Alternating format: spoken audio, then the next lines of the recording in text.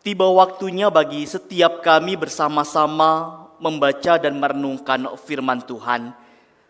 Kami sadar betapa lemah dan terbatasnya diri kami, dan oleh karena itu kami berdoa memohon Allah Roh Kudus yang boleh memimpin setiap kami, menolong kami dalam belajar dan bertumbuh melalui firman-Mu.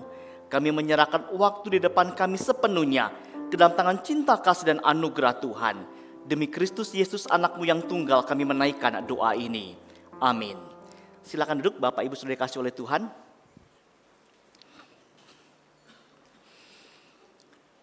Tema khotbah kita hari ini adalah pengampunan dosa, kebangkitan orang mati dan hidup yang kekal. Nanti kita akan bersama-sama mencermati teks Alkitab dari Injil Yohanes. Dan saat ini saya ingin mengajak kita mendengarkan firman dengan uraian yang saya awali dengan sebuah kisah. Sebuah kisah yang ditulis oleh Michael Joseph dalam bukunya yang berjudul Divine Discontent.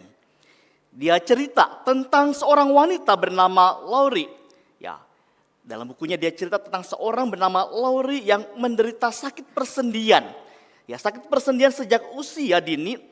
Dan suatu kali Laurie ini mengalami kecelakaan lalu lintas. Kantong udara mobilnya yang mengembang menyebabkan patahnya siku dan 2 tulang lain di tangannya. Ia juga mengalami luka pada lehernya. Memang luka-luka itu tidak serius, tapi karena penyakit yang diderita oleh Laurie ini menyebabkan luka itu bukan kepala sakitnya, membuat Laurie begitu menderita. Kemudian Laurie cerita kepada orang-orang yang menjenguknya. Aku memberitahukan kepada petugas medis bahwa leherku menderita artritis, sakit persendian, dan kedua kakiku tidak bisa diluruskan. Jadi jangan taruh aku di tandu ketika menarikku keluar dari mobil. Tetapi mereka harus melakukannya demi keselamatanku. Pelindung leher yang mereka kenakan padaku tidak pas karena kebesaran. Maka mereka mengenakan handuk dan meletakkannya di bawah daguku dan mengamankan kepalaku dengan mengikatnya di tandu itu. Demikian juga dengan kedua kakiku. Mereka meletakkan handuk di bawah lututku dan mengikatnya. Mereka berusaha membuatku senyaman mungkin, namun bagaimanapun juga bagiku, kata Laurie, menumpang ambulans merupakan mimpi buruk bagiku. Bapak Ibu Saudara, di ruang darurat, Laurie dibiarkan dalam kondisi terikat selama 3 jam yang membuat sendi-sendinya terasa sangat sakit. Dia lalu memohon kepada dokter untuk memberikan sesuatu untuk mengatasi rasa sakitnya sebelum mereka melakukan ronsen. Kemudian akhirnya dokter memberikan suntikan morfin. Lalu kemudian dengan berlinang air mata, Laurie menceritakan kisahnya. Dia berkata seperti ini, I keep saying that the pain was excruciating. Ya, aku terus-menerus mengatakan bahwa sakitku ini luar biasa. Ketika dia sakit, dia mengucapkan kata excruciating yang artinya menyalibkan dalam bahasa Indonesianya. Aku memikirkan bagaimana penyaliban telah membuat Tuhan mengalami kesakitan yang tak dapat kubayangkan. Semua yang dapat kutanggung hanyalah beberapa tulang yang patah dan diikat pada tandu selama 3 jam. Sementara Kristus dipaku pada salib dan mengalirkan darahnya bagiku. Kesakitan Kristuslah yang pantas disebut excruciating. Sementara sakitku belum pantas disebut demikian. Bapak Ibu Saudara, kisah Laurie ini menunjukkan kepada setiap kita bagaimana melalui penderitaan yang dialami, terkadang orang bisa lebih memahami betapa besarnya kasih Tuhan, betapa bagaimana Tuhan menyayangi setiap kita sebagai anak-anaknya. Bapak Ibu, setiap penderitaan, pergumulan hidup yang kita alami akan memperhadapkan kita pada pilihan menjadikannya sebagai cermin atau jendela. Sebagai cermin, kita melihat dan mengasihani diri sendiri atas kemalangan yang kita terima. Dan terkadang itu kemudian membuat kita ragu akan kasih dan kebaikan Tuhan. Hasilnya seringkali muncul amarah, muncul kepahitan dan keputusasaan sebagai jendela. Terkadang penderitaan membuat setiap kita memandang kepada Kristus dan mengalami hadiratnya. Bapak Ibu Saudara, sebelum kita memikirkan kalimat terakhir dalam pengakuan iman rasuli, Saya mau mengajak kita untuk berhenti sebentar dan kemudian memikirkan kembali hal ini. Apa yang masing-masing kita lakukan tatkala Tuhan mengizinkan kita mengalami kesulitan, mengalami penderitaan, mengalami pergumulan. Apakah setiap kita kemudian berlari menjauh dari Tuhan atau justru kemudian kita mendekat kepada Tuhan? Bapak Saudara, masihkah kita kemudian meyakini bahwa masalah terbesar manusia yaitu dosa saja diselesaikan oleh Tuhan, apalagi masalah dalam kehidupan sehari-hari kita? Sebagai umat yang sudah ditebus oleh darah Kristus yang kudus, masihkah setiap kita menjalani kehidupan ini dengan senantiasa menaruh pengharapan kepada Kristus yang sudah mengampuni dosa? Masihkah kita menjalani hidup dengan senantiasa terus menantikan saatnya untuk mengenakan tubuh kebangkitan? Dan masihkah kita menjalani hidup dengan senantiasa berfokus kepada hidup yang kekal yang sudah Tuhan anugerahkan kepada setiap kita? Hidup setiap kita di dunia, bagaimana kita hidup dan bagaimana keadaan kita sekarang, bukan hal yang mudah untuk dijalani.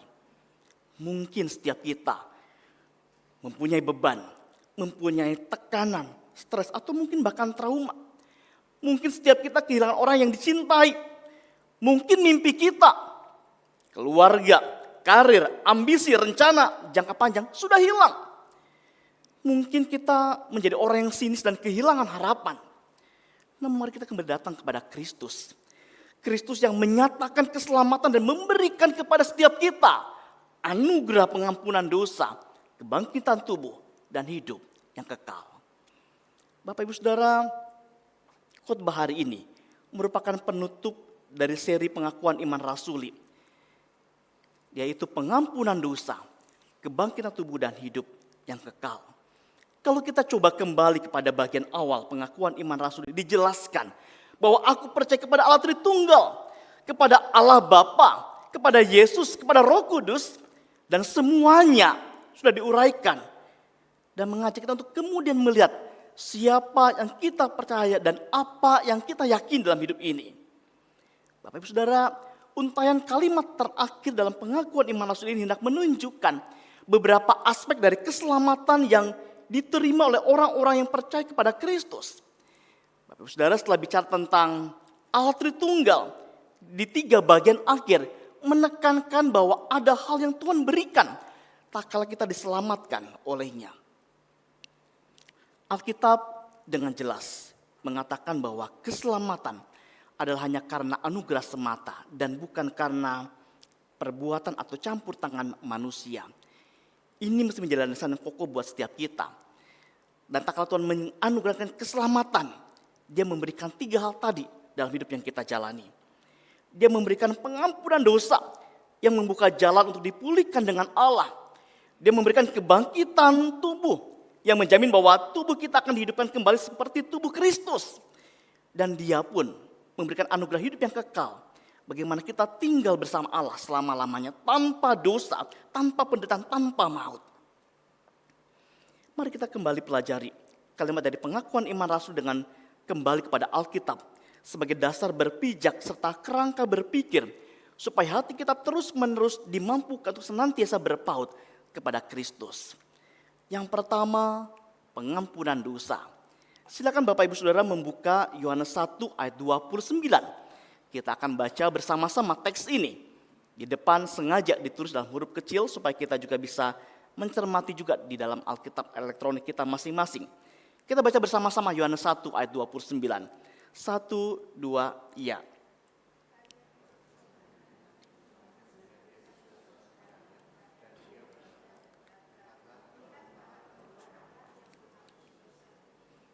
Saya ulangi kembali. Pada keesokan harinya, Yohanes melihat Yesus datang kepadanya dan ia berkata, "Lihatlah anak domba Allah yang menghapus dosa dunia." Bapak Saudara, ini merupakan kalimat dari Yohanes Pembaptis. Yohanes Pembaptis menunjuk Yesus sebagai anak domba Allah yang jelas merujuk pada korban Paskah dan juga bagaimana sistem kurban dalam kitab Imamat. Dan dalam perikop Alkitab ini, Yohanes Pembaptis mau menunjuk kepada Kristus yang telah datang ke dunia dan hendak memulai pelayanannya. Menarik bagaimana kalau kita mencoba mencermati kalimat dari Yohanes Pembaptis ini. Dia berkata, lihatlah anak domba Allah yang menghapus dosa dunia. Di bagian awal Injil Yohanes memang ditekankan bagaimana Kristus adalah firman yang menjadi manusia. Yang datang untuk kemudian menghapus dosa manusia. Bapak Ibu Saudara, dari kalimat ini kita bisa belajar. Ada ungkapan anak domba Allah yang menunjuk kepada Yesus yang nantinya dia akan mati disalib menjadi korban penebusan bagi Anda dan saya. Dan kalimat berikutnya menghapus dosa dunia menekankan tujuan dari kematian Kristus, yaitu mengampuni dosa. Bapak Saudara, kalau kita mencermati Alkitab dengan jelas ditunjukkan bagaimana manusia jatuh dalam dosa secara total dan membutuhkan pengampunan lewat karya Kristus yang menggantikannya. Bapak Ibu Saudara, pengakuan iman rasuli memunculkan kata pengampunan dosa. Kita sadar, sebagai persekutuan orang-orang kudus, gereja bukan berarti tanpa dosa. Kita orang berdosa, tapi pada saat yang sama kita juga mengakui adanya pengampunan dosa. Lalu bagaimana pengampunan dosa itu diterima oleh setiap kita? Alkitab secara konsisten menunjukkan bahwa pengampunan dosa itu diberikan bukan karena perbuatan baik manusia. Jika ditimbang antara perbuatan baik dan perbuatan buruk kita, sampai kapanpun kita tidak akan bisa mendapatkan pengampunan. Karena kejahatan kita begitu besar. Kita bukan hanya secara pasif tidak melakukan perintah Tuhan, tapi secara aktif pun melanggar perintah Tuhan. Hidup kita dipenuhi dengan dosa, sehingga tidak mungkin kita mendapatkan pengampunan melalui perbuatan baik kita. 1 Yohanes 3 ayat 4 mengatakan, setiap orang yang berbuat dosa melanggar juga hukum Allah, sebab dosa ialah pelanggaran hukum Allah. Dan Alkitab menunjukkan bagaimana pengampunan didapatkan melalui pengorbanan Kristus yang sempurna di atas kayu salib. Kalau membaca di ayat berikutnya, 1 Yohanes 3:5 ditulis seperti ini. Dan kamu tahu bahwa ia telah menyatakan dirinya supaya ia menghapus segala dosa dan di dalam dia tidak ada dosa. Bapak Ibu Saudara, di dalam belas kasihannya Allah tidak membiarkan seluruh umat manusia berada di bawah kutuk dosa. Allah merencanakan agar umat manusia kemudian bisa diselamatkan.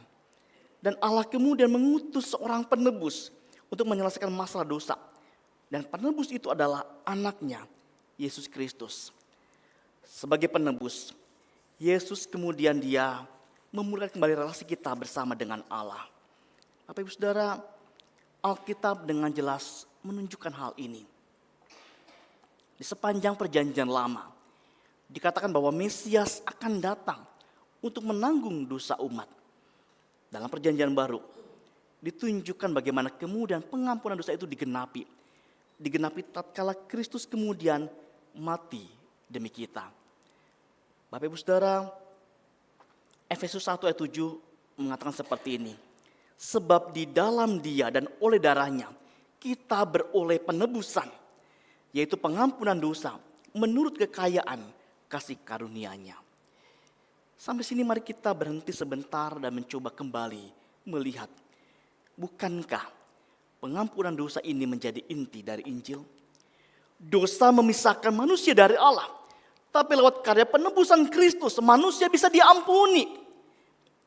Pengampunan hanya terjadi melalui iman kepada Kristus dan pengorbanannya di kayu salib. Dan ini menjadi dasar dari keselamatan. Bapak Ibu Saudara, ini ibarat seorang tahanan. Seorang tahanan yang menanti hukuman mati, namun tiba-tiba seseorang menggantikan tempatnya secara sukarela. Tahanan tersebut bebas, bukan karena usahanya, tapi karena ada pengorbanan orang lain. Dan kita pun bebas, bukan karena perbuatan kita, tapi karena Kristus yang menggantikan kita mati di salib demi kita. Apakah setiap kita saat ini sungguh-sungguh percaya pada Kristus sebagai satu-satunya jalan pengampunan kita?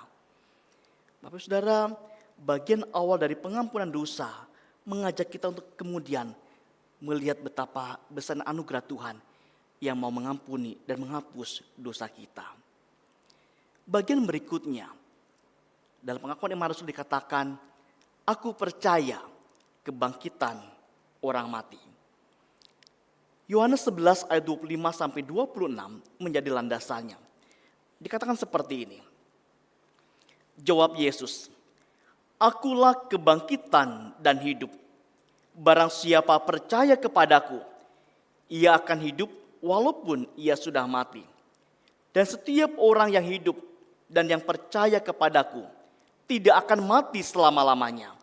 Percayakah engkau akan hal ini?" Bapak Ibu Saudara, istilah kebangkitan orang mati, kebangkitan daging, ataupun kebangkitan tubuh itu merujuk kepada hal yang sama. Dan teks Alkitab yang kita baca ini merupakan kalimat Yesus kepada Marta sebelum kemudian Yesus membangkitkan Lazarus. Dan kisah tentang Yesus yang membangkitkan Lazarus, saudaranya Maria dan Marta ini, mau menegaskan dan menunjukkan bahwa Kristus berkuasa atas kematian. Dan kuasa Kristus ini berpuncak pada kebangkitannya sendiri. Dan kita akan mencoba mencermati terlebih dahulu teks ini. Di bagian awal Yesus berkata, "Akulah kebangkitan dan hidup." Sebuah pernyataan yang menegaskan bahwa Yesus sudah menang atas maut. Dan dia bukan Allah yang mati. Memang saat ini ditulis Yesus belum mati. Tetapi Alkitab menunjukkan bagaimana Kristus adalah Allah yang nantinya mati dan menang atas maut. Dan dia memang mati, tetapi dia tidak mati selama-lamanya. Tapi Alkitab menunjukkan Kristus bangkit dan kebangkitannya menunjukkan kemenangannya atas maut. Dan menunjukkan juga bahwa dia adalah Allah yang hidup. Dia bukan Allah yang mati. Bapak Ibu Saudara, kalimat "akulah kebangkitan dan hidup" menegaskan bahwa kita punya Allah yang sungguh punya kuasa. Dan kalimat berikutnya ditulis kepada kita. "Barang siapa percaya kepadaku, ia akan hidup walaupun ia sudah mati." Setelah berkata "akulah kebangkitan dan hidup", Yesus berkata, siapa yang percaya, dia akan hidup walaupun sudah mati. Ini mau menegaskan bahwa ada janji bagi orang yang meninggal dalam Kristus. Bahwa orang meninggal itu dia hidup bersama-sama dengan Allah Bapa. Bapak Saudara, sebuah janji yang begitu indah yang menunjukkan bahwa kita akan hidup walaupun nantinya kita mati. Tapi kalimat berikutnya ini ditujukan kepada orang yang masih hidup. Karena Alkitab menulis seperti ini, "Setiap orang yang hidup dan yang percaya kepadaku tidak akan mati selama-lamanya." Menunjukkan bahwa ada pengharapan bagi kita yang sekarang masih hidup dan juga kemudian percaya kepada Kristus. Ada sebuah pengharapan bahwa nanti kita akan tinggal bersama-sama dengan Dia. Dan kalimat terakhir ditulis seperti ini, "Percayakah engkau akan hal ini?" Sebuah pertanyaan yang bersifat reflektif dan juga evaluatif. Apakah setiap kita percaya dengan kebangkitan? Bapak Ibu Saudara, pengakuan iman kita menunjukkan bahwa tubuh dan jiwa manusia nantinya akan dipulihkan secara utuh oleh kuasa Allah. Dalam pengakuan iman Rasuli pun, kenapa ini dimunculkan? Aku percaya kepada kebangkitan orang mati. Kalau kita melihat sejarah pengakuan iman Rasuli, gereja mula-mula sangat menekankan kebangkitan tubuh karena pada saat itu dunia dikuasai oleh filsafat Yunani dan sebagian besar orang menganggap bahwa kebangkitan tubuh adalah berita buruk bagi manusia. Di masa lalu cukup kuat paham yang disebut dualisme, bahwa apa yang bersifat material, yang bisa dilihat misalnya tubuh, sesuatu yang tidak sempurna, sesuatu yang buruk dan jahat. Sedangkan apa yang tidak terlihat, ya jiwa atau roh, dipandang sangat baik dan sempurna. Jiwa atau roh dipandang dipenjara di dalam tubuh. Jadi tubuh ini dipandang tidak terlalu positif. Sehingga banyak orang pada masa lalu tidak percaya dengan kebangkitan. Bapak Saudara, pengakuan tentang kebangkitan orang mati ini merupakan konsep yang unik dalam kekristenan. Mengapa unik? Karena ini mau menunjukkan bahwa bukan hanya kita mengakui ada kehidupan setelah kematian. Bukan hanya kita nanti akan kita akan dibangkitkan. Tapi ini juga secara khusus menegaskan bahwa kita mengakui bahwa kita nantinya akan menerima kebangkitan tubuh. 1 Korintus 15 ayat 50-53 menjelaskan bahwa di dalam Adam kita memperoleh tubuh yang dapat binasa. Tetapi di dalam Kristus kita menerima tubuh yang tidak dapat binasa. Pertanyaannya, Bagaimana kita bisa menerima kebangkitan tubuh? Semua ditentukan oleh Yesus Kristus. Oleh karena Kristus dibangkitkan dengan tubuh kemuliaan, maka kita pun akan dibangkitkan juga dengan tubuh kemuliaan. Filipi 3 ayat 20 sampai 21 mengajarkan bahwa nanti tubuh kita yang hina ini akan diubah menjadi tubuh kemuliaan. Apa yang dimaksud dengan tubuh kemuliaan? 1 Korintus 15 ayat 40 sampai 49 menegaskan bahwa tubuh kemuliaan adalah tubuh yang tidak binasa. Tubuh yang tidak lagi dibatasi oleh materi. Tubuh yang tidak akan mengalami lagi penyakit, kelemahan dan juga penderitaan. Bapak Ibu Saudara, tubuh ini adalah tubuh seperti Kristus yang bangkit. Bukankah ketika Kristus bangkit, dia bertubuh? Dia nggak cuma bangkit secara roh, tapi dia bangkit secara tubuh. Alkitab mencatat bahwa Yesus bisa makan, bercakap-cakap dan menampakkan diri kepada para muridnya. Tapi dalam tubuh kebangkitan itu Kristus tidak mengalami kelemahan. Tidak ada lagi batasan. Tubuh itu akan selalu ada dan tidak akan pernah merasakan apa yang disebut kematian lagi. Tubuh seperti ini yang kita nantikan. Penantian dan pengharapan yang bersifat pasti karena kita tahu bahwa kita punya Kristus yang adalah kebangkitan dan hidup. Tubuh kita yang ada saat ini nantinya akan binasa. Tetapi kabar baiknya adalah ini. Bagaimana Injil memberitahu kita bahwa Tuhan akan menebus kita sebagai pribadi yang utuh. Dan penebusan ini bersifat mulia. Dengan kebangkitan tubuh kita, pada akhirnya kita akan mampu menyatakan kemenangan atas maut. Dan nantinya kita akan mampu melihat dia dengan mata kita sendiri. Bapak Ibu Saudara, pernahkah setiap kita membayangkan nantinya kita mengenakan tubuh kebangkitan? Gak lagi ada penyakit, gak ada lagi kelemahan. Bapak Ibu Saudara, setiap minggu ketika kita mengikrarkan pengakuan iman rasuli, kita diingatkan bahwa kita punya pengharapan yang sama. Kita mungkin bertambah tua, tubuh kita bisa bertambah renta dan lemah. Mungkin penyakit kita semakin memburuk, tapi kita terus-menerus diingatkan bahwa kelak kita akan mendapatkan tubuh kemuliaan. Bapak Saudara, kebangkitan menjadi harapan dari umat Allah. Alkitab menulis seperti ini. Sebab pada waktu tanda diberi, yaitu pada waktu penghulu malaikat berseru dan sangkakala Allah berbunyi, maka Tuhan sendiri akan turun dari surga dan mereka yang mati dalam Kristus akan lebih dahulu bangkit. Kebangkitan adalah janji bahwa kematian bukanlah akhir. Kebangkitan Yesus menjadi buah sulung yang pertama dari semua yang dibangkitkan. Memang dalam Alkitab ada yang pernah bangkit, tapi kemudian mereka mati kembali. Tapi Kristus setelah bangkit tidak lagi mati. Bapak Ibu Saudara, orang percaya akan mengalami kebangkitan tubuh pada akhir zaman dan ini adalah bukti kemenangan Kristus atas maut. Pertanyaannya adalah apakah setiap kita hidup dengan pengharapan akan kebangkitan? Pengharapan kita yang sejati adalah di dalam Kristus yang adalah kebangkitan dan hidup kita. Bagian berikutnya Bapak Ibu Saudara tentang hidup yang kekal. Menarik bagaimana kalau kita membaca Yohanes 17 ayat yang ketiga. Diberikan pemahaman kepada kita tentang apa itu hidup yang kekal. Mari kita baca bersama-sama Yohanes 17 ayat yang ketiga. 1, 2, ya. Inilah hidup yang kekal itu.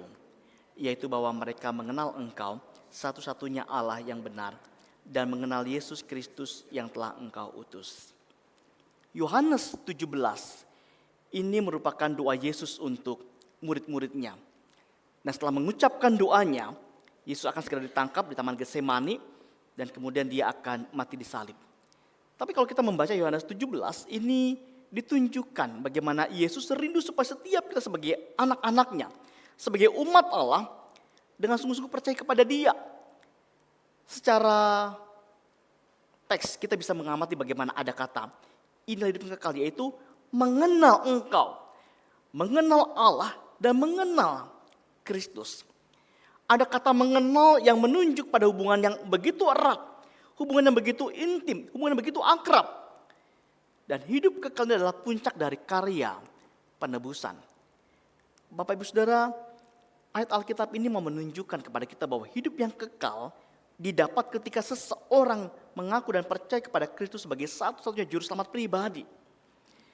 Di awal tadi dikatakan bahwa keselamatan adalah anugerah, bukan hasil usaha manusia.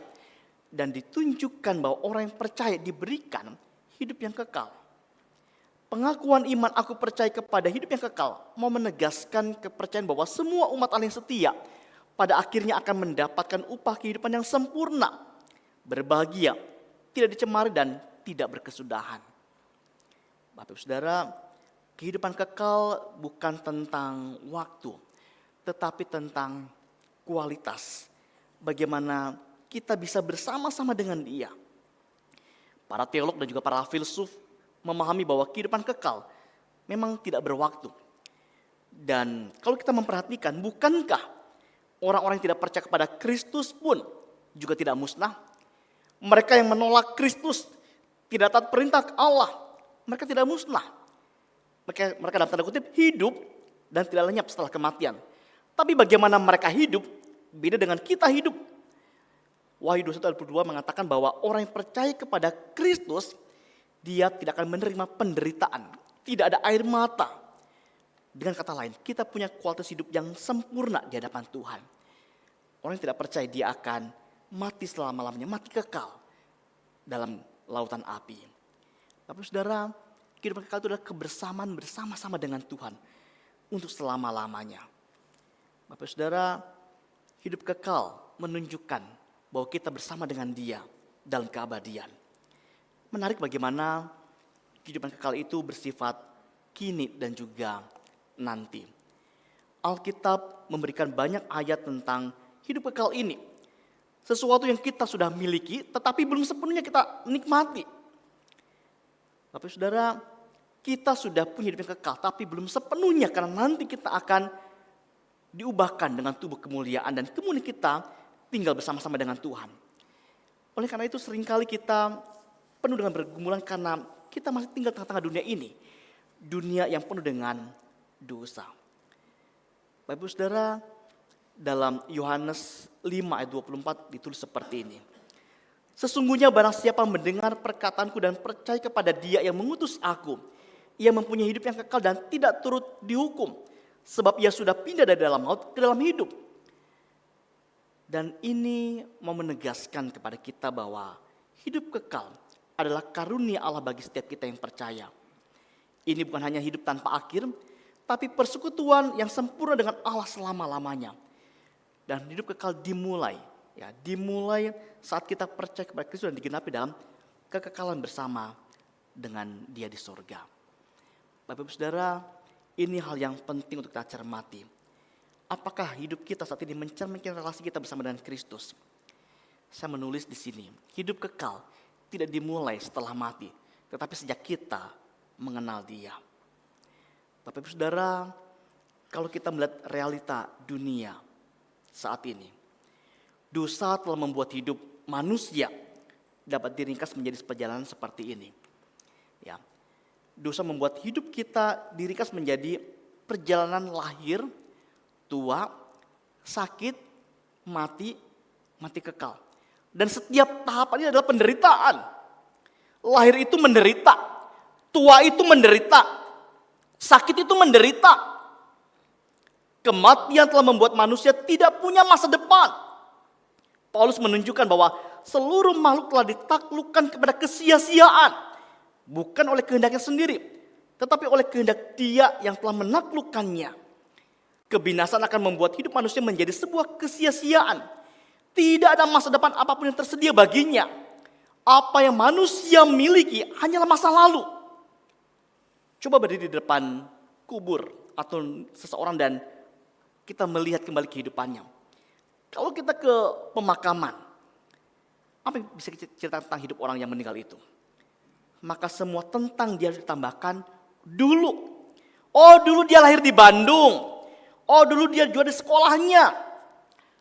Dulu dia orang terkaya di Makassar. Dulu. Apa saudara? Dulu ketika dia masih hidup. Oh, dia seorang suami yang baik. Dia seorang istri dan ibu yang sangat sabar. Kapan? Dahulu ketika dia masih hidup. Apa yang tidak menjadi masalah saat kita mati? Tidak ada.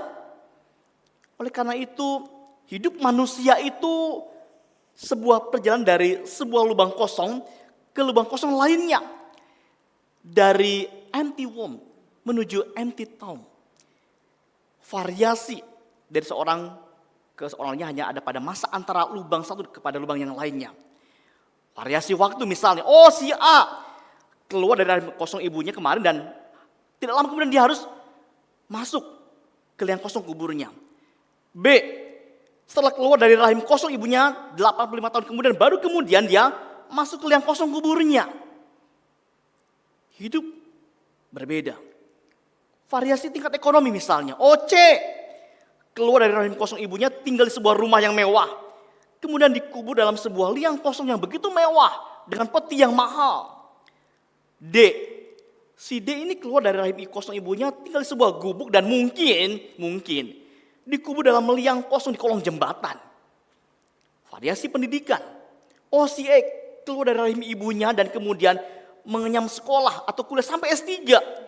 Namun si F keluar dari lubang kosong rahim ibunya dan tidak pernah tamat mengenyam pendidikan sekolah dasar.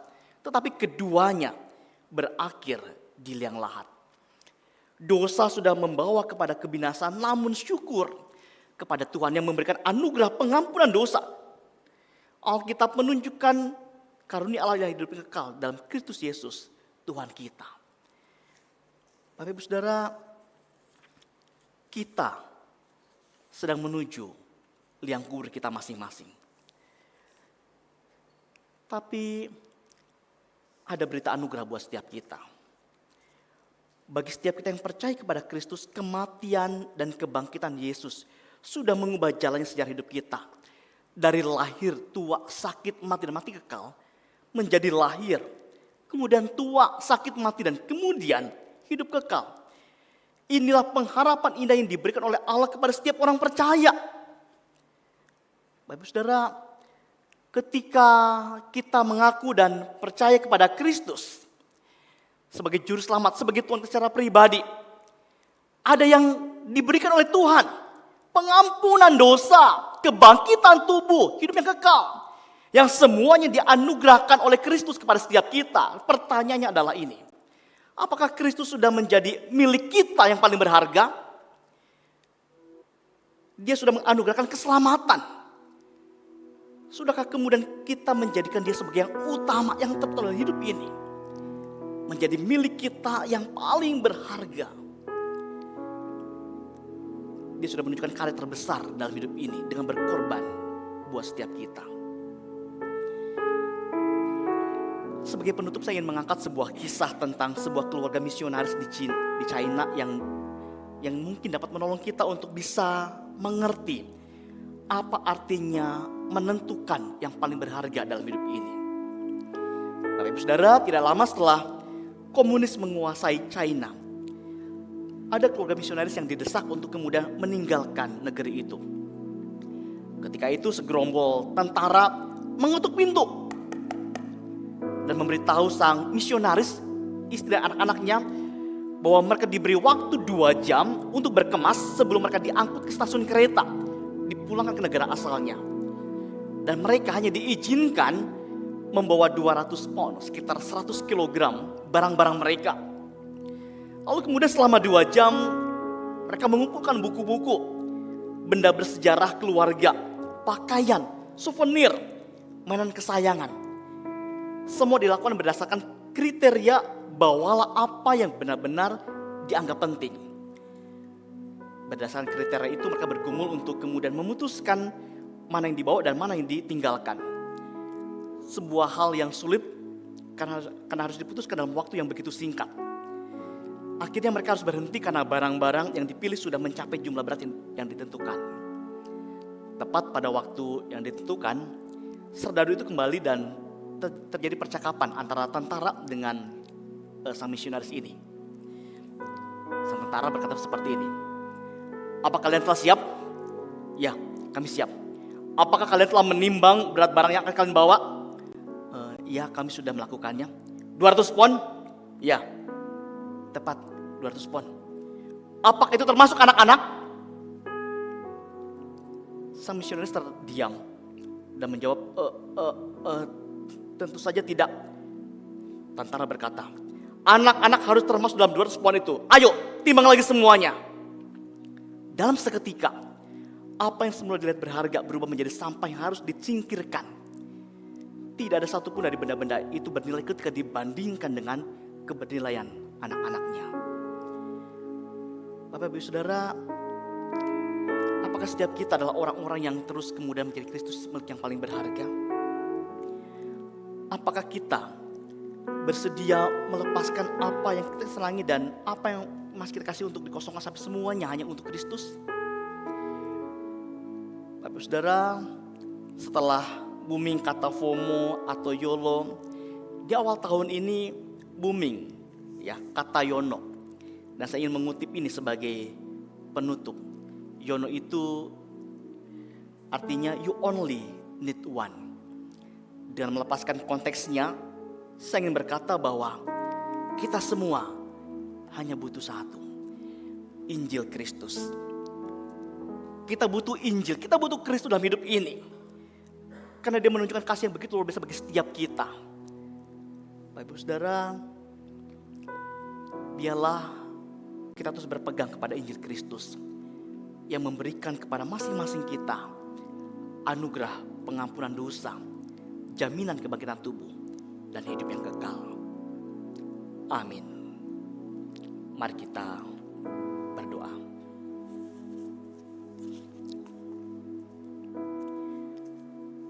Bapa di dalam surga,